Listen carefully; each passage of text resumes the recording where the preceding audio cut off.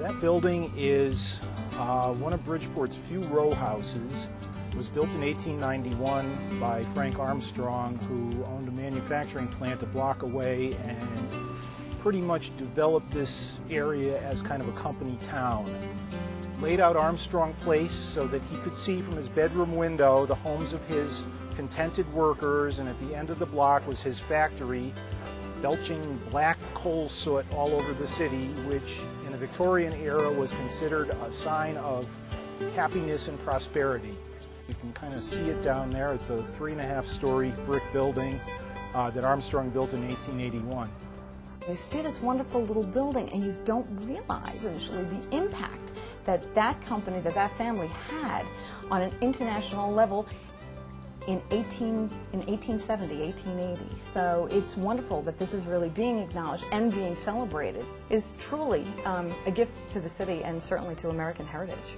This neighborhood is a historic district because it's probably the finest concentration of Victorian architectural styles within Bridgeport and probably in all of Fairfield County.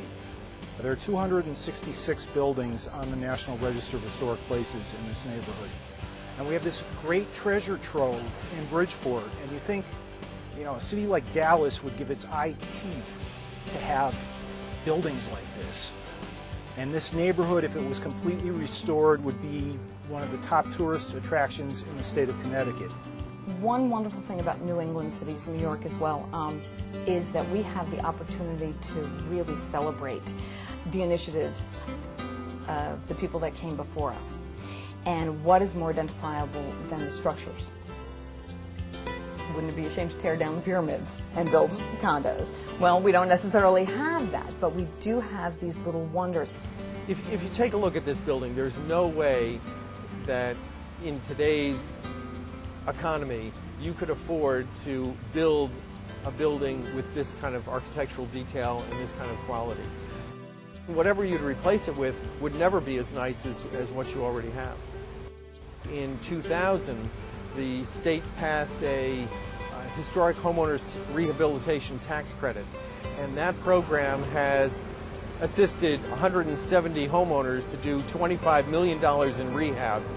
The city has many houses that are available and for sale and could be rehabilitated and then have owner-occupants move into the units. Owner occupancy is a key element for strengthening your neighborhood. There are just so many benefits to historic preservation.